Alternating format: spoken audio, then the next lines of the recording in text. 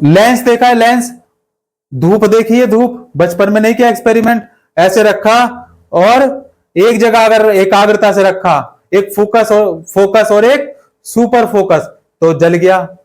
जली को राख कहते हैं, बुझी को आग कहते हैं, ऐसा ही है, जल गया। लेकिन अगर ऐसे करते रहे तो नहीं, सुबह से शाम तक बैठे नहीं होगा, वस्तु को पूरी नहीं होगा ना।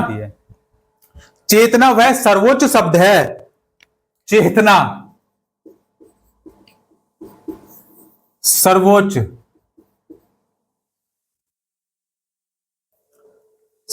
शब्द है जिसे आप बोल सकते हैं चेतना से अधिक उच्च या गहरा कुछ नहीं है। चेतना ही विशुद्ध जागरूक है, जागरूकता है। चेतना क्या है? विशुद्ध, एक तो शुद्ध होता है और एक विशुद्ध होता है, जागरूकता है। लेकिन जागरूकता क्या है ना, जागरूकता क्या है?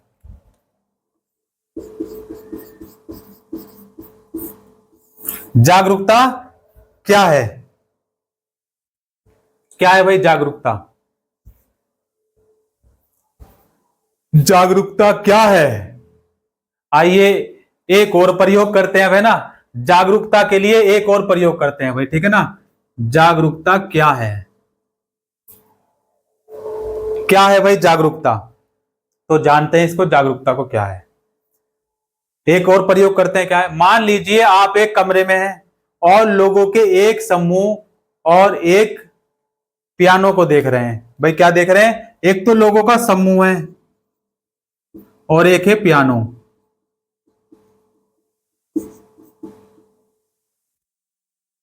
क्या है? पियानो को देख रहे हैं।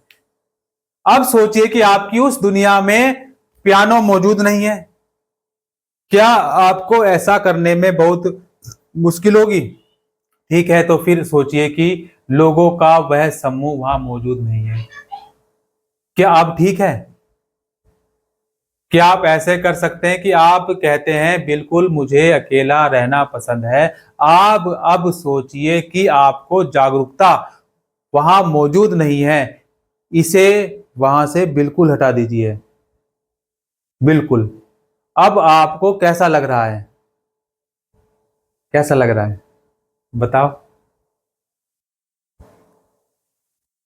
देखो, विचार कर लोगे तो ठीक रहेगा, वरना समाधान तो हम कर ही देंगे। विचार कर लोगे तो ठीक रहेगा, नहीं तो समाधान तो हम कर ही देंगे, ये बात ध्यान रखना आप, है ना। चलो विचार करो, बताओ फिर। यस, यू नहीं पता? अच्छा, क्या क्या विचार आ रहे हैं अभी दिमाग में आपके? बताओ क्या क्या चल रहा है आपके दिमाग में? कुछ चल रहा है? हाँ, नहीं चल रहा है? देखो, क्या होगा अगर आपकी जागरूकता ही गायब हो जाए? क्या होगा यदि आपकी जागरूकता ही क्या हो जाए?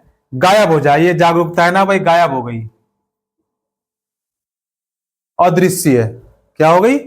अदृश्य। यह बहुत आसान है, फिर आप ही नहीं होंगे, मैं क्या कोई भाव नहीं रह जाएगा, यह करने वाला कोई नहीं होगा। वहां मैं यहां मौजूद था लेकिन अब नहीं हूं। अस्तित्व के प्रति, इसके अस्तित्व के प्रति जागरूकता समाप्त हो जाएगी। क्या हो जाएगी? अस्तित्व के प्रति जागरूकता समाप्त हो जाएगी। अस्तित्व या चेतना की जागरूकता के अभाव में कुछ बाकी नहीं रह जाता। क्या वस्तुएं होती हैं किसे पता है? क्या वस्तुएं होती हैं किसे पता है? यदि कोई किसी को इन वस्तुओं के बारे में पता ही नहीं है तो उनके होने या ना होने का कोई अर्थ नहीं है। इससे कोई फर्क नहीं पड़ता कि आपको सामने, बिल्कुल सामने ही सामने, आपके सामने ही सामने कितनी वस्तुएं हैं, अगर आप अपनी चेतना को हटा दें तो कुछ नहीं रह जाता। यदि अगर आप अपनी चेतना को हटा देते हैं ना तो कुछ नहीं रह जाता। अगर आप अपनी चेतना को हटा देते हैं कुछ भी नहीं रह जाता। हालांकि अगर आप जागरूक हैं तो बेशक आपको सामने कुछ ना कुछ हो, किंतु आपको यह पता होगा कि वहां कुछ नहीं है, वहां कुछ नहीं है, यह ज्यादा जटिल नहीं है और बहुत ही ज्ञानप्रद है। अब अगर मैं आपसे पूछूं कि आप कौन हैं, तो आप उत्तर देंगे, मैं वो हूं जो देखता है। क्या है? मैं वो हूं जो देखता है भीतर से कहीं बाहर की ओर, भीतर से कहीं बाहर की ओर, जैसे कमरे में खिड़की के बाहर की ओर। मैं अपने सामने वाली घटनाओं को, विचारों को तथा भाव के प्रति जागरूक हूं। मैं अपने सामने होने वाली, जो मेरे सामने होने वाली घटनाएं हैं, घटनाओं को और विचारों को, जो मेरे सामने विचार है, तथा भाव के प्रति क्या हूं? जागरूक हूं। यदि आप बहुत भीतर तक चले जाएं तो यह भी जगह है। आप कह रहे हैं, क्या कह रहे हैं? कि आप चेतना के केंद्र में रहते हैं। क्या कह रहे हैं? आप चेतना के केंद्र में रहते हैं।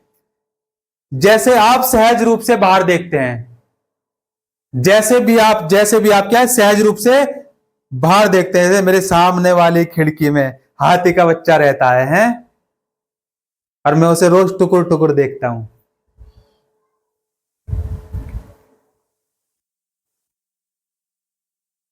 तो एक सच्चा आध्यात्मिक जीव बिना किसी प्रयास एवं उद्देश्य के वहां रहता है। आध्यात्मिक जीव बिना किसी प्रयास व उद्देश्य के वहां रहता है, जिसे आप सहज रूप से बाहर देखते हैं। और जो आपको दिखाई देता है, वह सब आप देख रहे हैं। जो भी आपको दिखाई दे रहा है वो सब कौन देख रहे हैं? आप देख लेते हैं। उसी तरह भीतर बैठकर आप अपने बाहरी रूप के अतिरिक्त अपने विचारों को,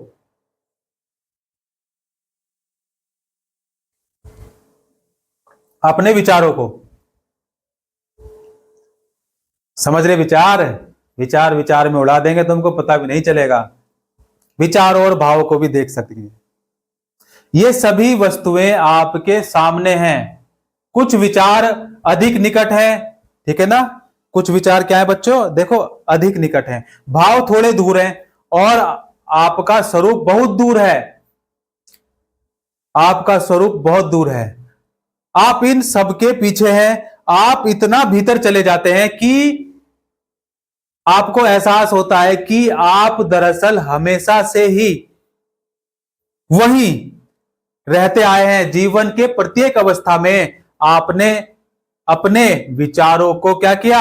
अपने अलग विचारों को, जो अपने आपके विचार हैं, अलग अलग विचारों को, भावों को और वस्तुओं को अपने सामने से गुजरते हुए देखा। परंतु आपने हमेशा इन सबको चेतनापूर्ण ढंग से ग्रहण किया। क्या किया? चेतनापूर्ण ढंग से ग्रहण किया। देखो, आग लगाने वालों को कहां खबर होती है? रुख हवाओं ने बदला तो खाक भी होंगे। अगर रुख हवाओं ने बदल दिया तो खाक भी होंगे। नहीं समझे? समझ गए? क्या हुआ? दिमाग की बत्ती जली? नहीं जली? तो जीवन की प्रत्येक अवस्था में आपने क्या किया? अपने अलग अलग विचारों को, भावों को, वस्तुओं को सामने से गुजरते देखा, परंतु आपने हमेशा इन सबको चेतनापूर्ण ढंग से ग्रहण किया है। अब आप अपनी चेतना के केंद्र में हैं। कहां है भाई? अब अपनी चेतना के केंद्र में हैं। आप हर चीज के पीछे हैं, सिर्फ उसे देख रहे हैं। यदि आपका असली निवास है, यदि आपका असली निवास है और बढ़ना अच्छा है, पर सर झुका रहना चाहिए। बढ़ना अच्छी बात है, लेकिन सर झुका रहना चाहिए। ऊंचाइयां छूना जरूरी है, पर जमीन से जुड़ा रहना चाहिए। समझ रहे हो बच्चा? अगर यदि आपका असली निवास है, हर वस्तु को हटा दें तो आप मौजूद रहेंगे और आपको यह पता रहेगा कि शेष कुछ भी मौजूद नहीं है। परंतु यदि चेतना के केंद्र को हटा दिया जाए तो कुछ नहीं बचेगा। यह केंद्र आत्मा का केंद्र है। चेतना का केंद्र क्या है? आत्मा का केंद्र है। इसी केंद्र से आपको पता लगता है कि आपकी इंद्रियां, जो इंद्रियां है ना, कितनी इंद्रियां है हमारी, है ना? देखने की है, सुनने की है, और समझने की है, फील करने की है। बता बच्चा। यस। नहीं मालूम? देखो, जीवन एक बार मिलता है, क्यों ना इसे अपने अंदाज में जिया जाए, है ना? नहीं? इसी केंद्र से आपको पता लगता है कि आपकी इंद्रियों के माध्यम से विचार, भाव और समूचा संसार आपके भीतर प्रवेश करता है। क्या करता है? आपके भीतर प्रवेश करता है। आप अपने, आप जो आप हैं, आप अपनी जागरूकता के प्रति सहज, सजग है कि नहीं है? यही बौद्ध आत्मन, हिंदू आत्मा, और इसके साथ साथ क्या है?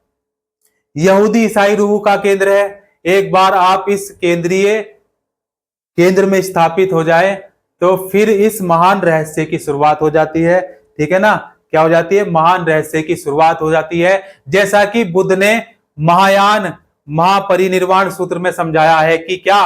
अनुकोसो यमामोटो, अनुकोसो यमामोटो, 1973। आत्मन हिंदू धर्म प्रत्येक व्यक्ति का अंतर्मन। निष्कर्ष मैरियम वेबस्टर 2003।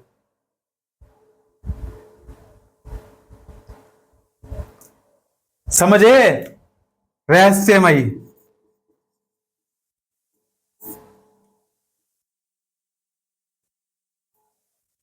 रहस्यमयी दुनिया बहुत रहस्यमयी है ना?